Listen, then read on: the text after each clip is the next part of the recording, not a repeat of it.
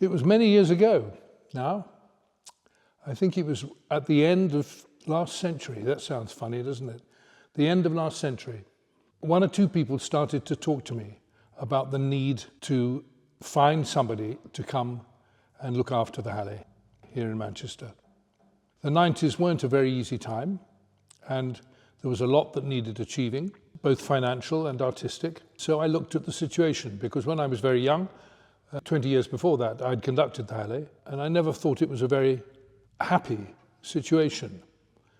And I wanted to know what was going to go on. Would there be enough money?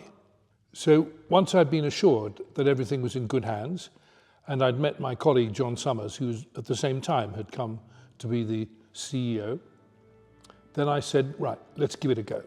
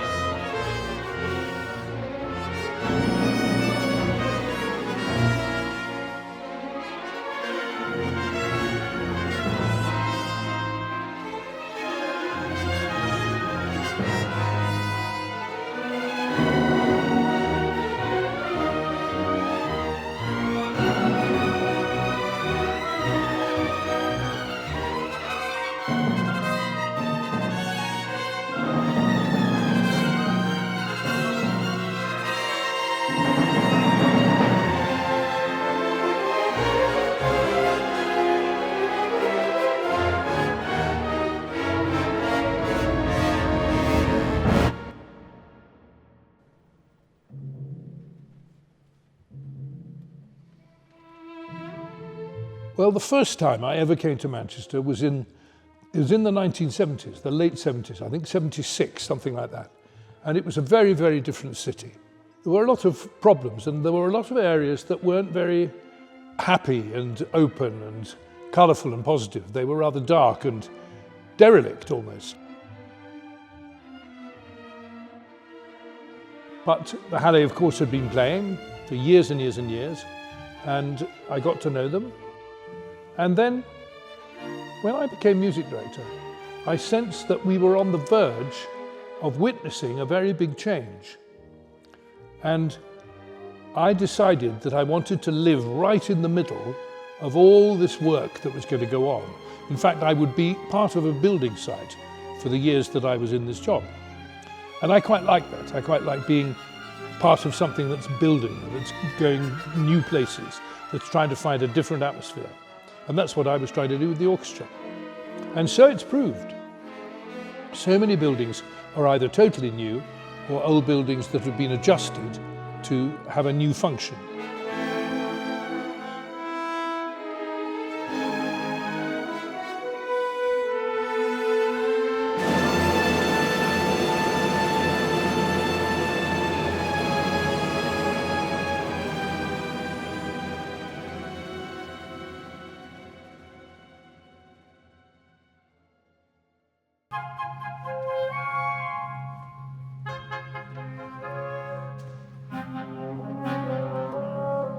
The relationship of a conductor with an orchestra is very subtle. It can be very changeable.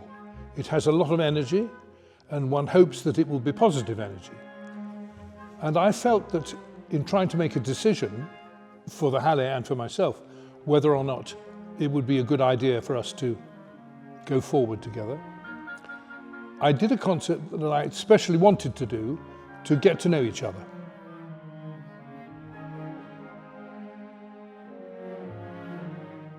Elgar's Third Symphony had been played quite a lot by then in England, but it had never been played in Manchester.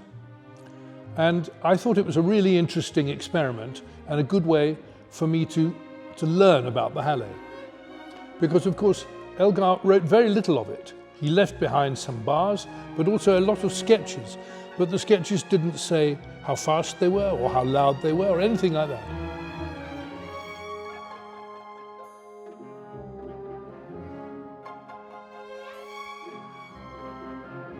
And the man who put it all together, Tony Payne, was somebody I'd known for years. Really, really wonderful guy. He was a composer. He'd made some decisions about how the music might fit together. It was like a huge jigsaw puzzle.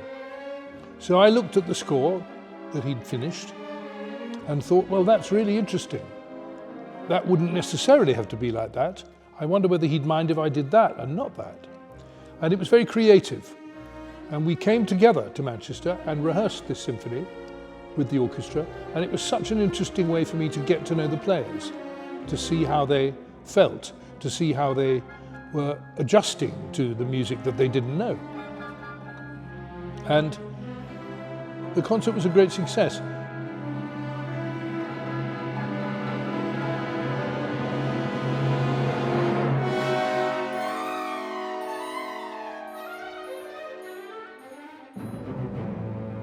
We talked about it in the first half of the concert, and Tony explained what he'd done and all that. And I thought it was a really lovely way to get to know the orchestra, and I made them play the prelude to Wagner's great opera Parsifal to begin with, just as a sort of set the scene, something rather grand and creative. And I remember the concert very clearly because I wasn't very experienced conducting in the hall. I was just getting to know the hall and the audience and how it all felt. And it was very exciting. And the orchestra tried like mad to really play beautifully. I remember that clearly. But that was before I think I'd signed a contract.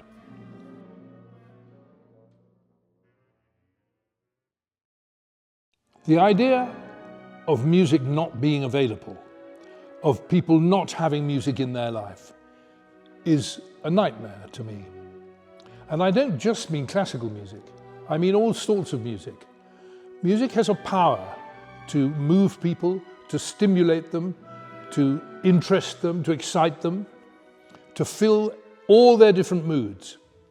And classical music, of course, has its own version of all that. And I've noticed, for instance, in America, that some of the taxi drivers always play classical music on their radio because it keeps them calm, they tell me. And that if they listen to the music that they prefer, like rap or jazz or whatever, rock, it would make them so much more angry when the driving's bad. Well, classical music, which is such a terrible label, it's completely inadequate. Classical music is just one part of this whole idea of music. Has a very great role to play in the development of a child's life, in the development of a child's mind. And the challenge for us as a country is to have a situation where it's easy and expected and obligatory that schools will put music on the curriculum. And there have been periods when this has happened, but it's always the first thing to be cut when finances are bad. Now, the reason is that it's so important is because it stimulates the responses, the creative energies of a young person. It's not something you need to know, like knowledge and facts, to begin with. You just need to be able to respond to rhythm, to melody, to dance. You need to be able to dance and enjoy yourself and express yourself physically. And music is a great contributor to that. But the problem is getting music teachers into primary schools. You don't need a very sophisticated teaching, you need somebody who has a flair for it. And it's always been hard to get the teachers to put music where it deserves to be. And children are so moved by it. They're so excited to sing, to dance. And I think this is an incredibly important part of our country's future. And I think it's a great pity that there are so many cancellations and so many cutbacks that push music to the side.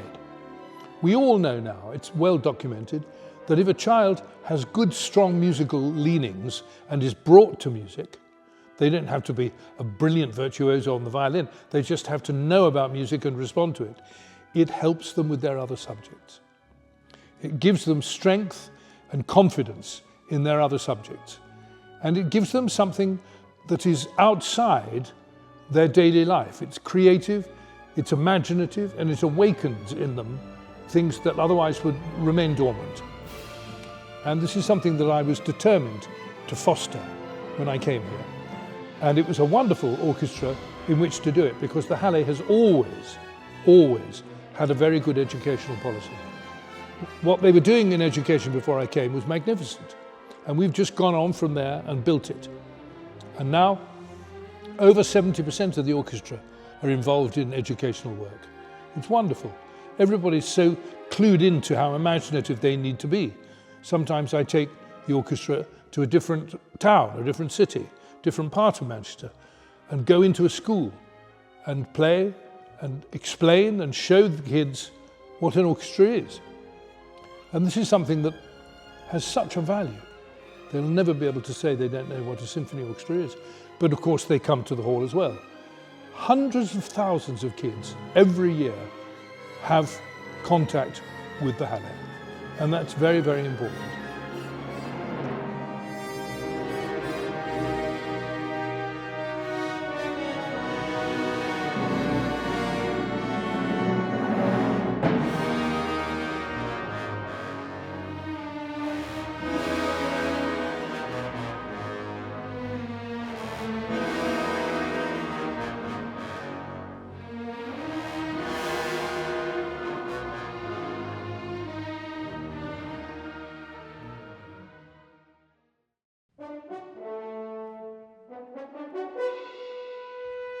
Well, the most important thing I think that we've achieved in these 25 years is to make the orchestra a really great world-class orchestra. And by that I mean that it plays with confidence and passion. It has great virtuosity. It can do all the difficult bits, but it has character in the way it plays. And when I came at the end of last century, that wasn't the case. It was rather sad. They didn't have the character. And when I'm trying to find players for the orchestra when we have gaps, I think it's wonderful to find somebody who's very good, who knows how to listen, because listening is the basic quality you need for music making, but also has character. They're not bland, you know, they play their instrument with fire, with enthusiasm, with commitment. And I love that. And that together, if I rehearse them well, makes a wonderful ensemble. And I think we've done that. I think we've done it in music of very different sorts. We've done it in English music, Elgar of course, but not just Elgar. Vaughan Williams has written some very, very important symphonies. We've done it with Debussy in French music. The recordings we've made, I think, are very good performances of French music as opposed to English music. You can't do the same thing, you see, you have to have a special individual way to play the music of different countries. We've gone to Germany and done some wonderful recordings of Wagner's music, Richard Strauss's music, and I think that was important because an orchestra that plays Wagner is a great homogeneous machine. His music, the mature works of Wagner, are written for this enormous orchestra. They're very difficult, but they're very rewarding. And everybody has to clock in. I always say, get in the right furrow. And we did this when we did our Wagner pieces, and the orchestra started to sound more gorgeous and grand and had this wonderful sonority. So that's another thing I'm really pleased about. The other area, of course, is related to singing, because singing is primary. We can all sing, even the people who say they can't. And I was astonished that there wasn't a children's choir or a youth choir or anything like that. There was a choir and they needed developing and getting more people and getting younger people, and we've done that. And we now have a great range of choirs involving people of different ages, different backgrounds, different aspirations. and I call it a pyramid. And they're doing really well. I mean, it's incredible the way the kids perform from memory, with movement, with a little bit of drama, with a bit of display, as well as singing. And I'm so proud of that. I think it's so beautiful what they do. And we've got some fantastic choir trainers.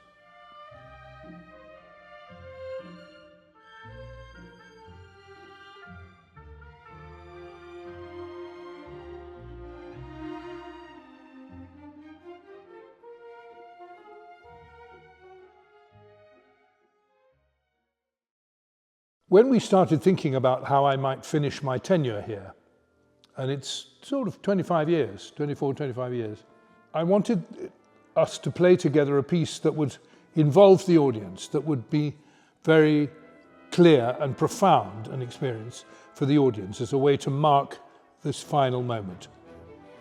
And Mahler's symphonies, of course, have incredible quality, incredible characters, and they're all very different in their emotional life. The Fifth Symphony doesn't have any singers, and I work so much with singers. I thought it was really important that the orchestra had a piece to play where they were the heroes, where they were the important people.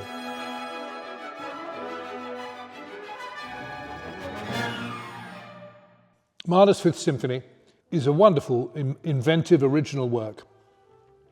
Its defining characteristic is the journey that the music makes from the beginning to the end.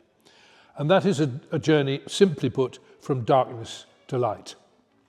It starts with a very solemn, rather grand funeral march that must be to the memory or because of the death of some incredibly important person. It's very spacious and it's very passionate. And by the end, though, the journey has been made into the spring of life, into a new energy, looking forward to a new world.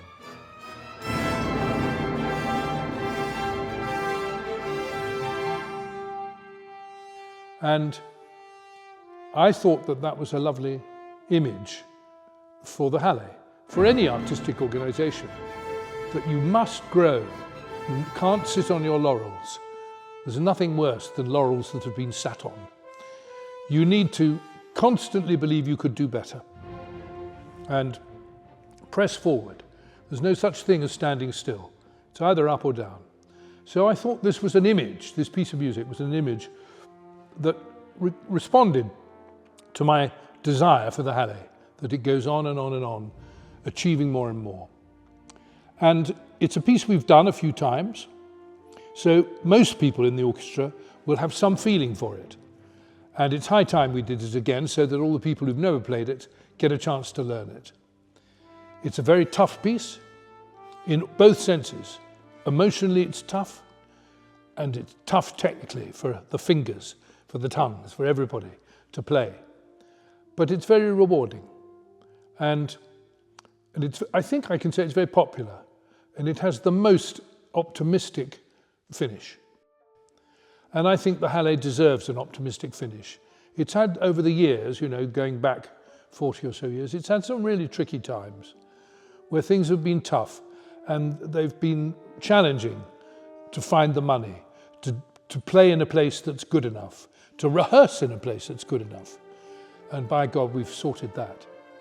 And this wonderful church, St. Peter's Church, and the centre that we've constructed here is a wonderful present to a musician, to know where you're going to be day after day. You come to work. This is where we rehearse, and when we're ready, we go to our hall and play the concerts.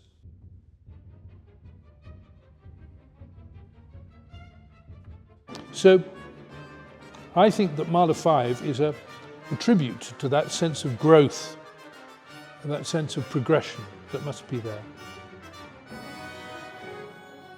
And it's also a great celebration. And I think we've got something to celebrate. After such a long time, the orchestra and I still have a good relationship, still have a feeling that we can achieve wonderful things.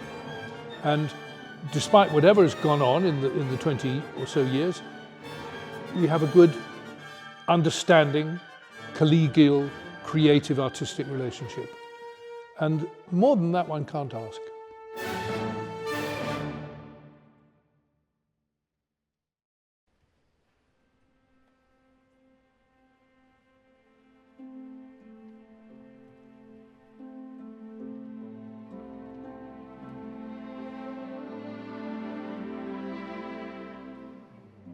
Nothing will stop the Hallé being close to my heart. It's been the most productive and fulfilling period of my life. And I've had one or two other wonderful experiences too. I love the orchestra, and I love having an orchestra in my own country and making music for my own people. Talking to them, getting to know them, trying to explain to them what it is I'm trying to achieve.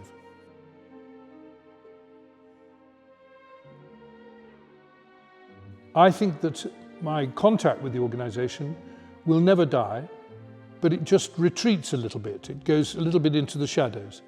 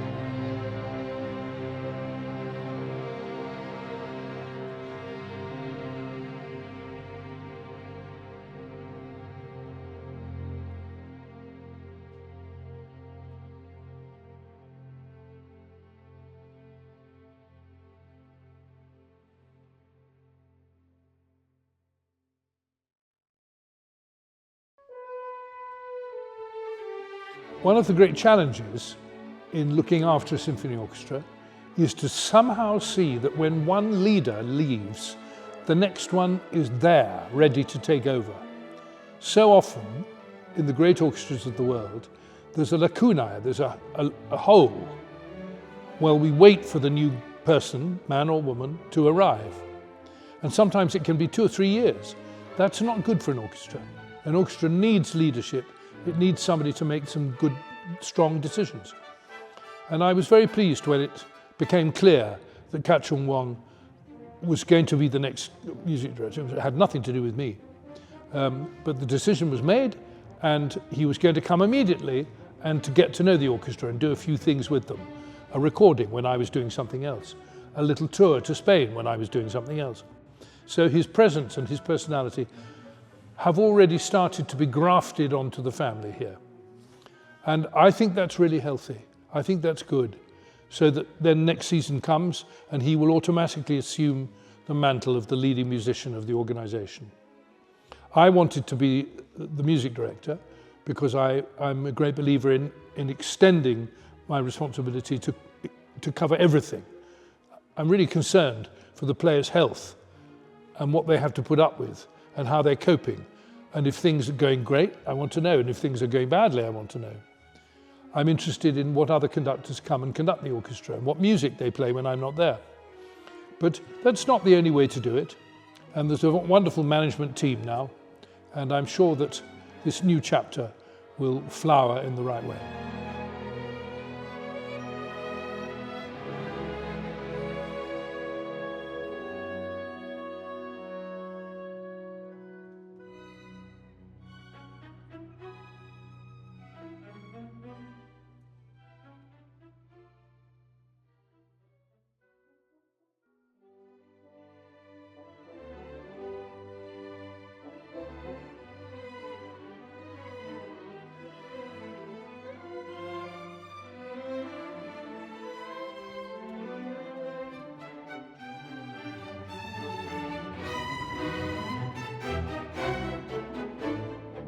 I think it's so important that Kahchun has next season to let everybody get to know him, and that there should be no feeling that I'm just around the corner wondering how it's all going. This time next year, in a year's time, I'll come back and do one concert as conductor emeritus. And in the next seasons, I'd love to do 2. So I have 2 visits. But it'll be with a bit of objectivity to see how it's all going, to hear how the orchestra may have changed. You know, with a different musical leadership, it will have a different attitude, a different atmosphere, and lots of things could change. And I'd love to know what that is and be part of it and support it.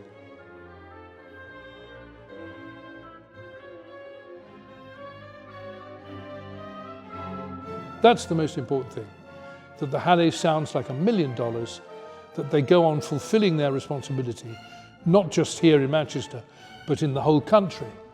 I mean, last week we went down to Bristol, that's a very long way, and to Basingstoke. We go to places a long way away. Sometimes we even go to the Orchestra Festival or Lincoln. These are long journeys. And the orchestra has a reputation and an expectancy now, and that must be kept up, and their achievements must be applauded and treated with absolute respect, and that they should be, of course, continue to be the best orchestra in the country.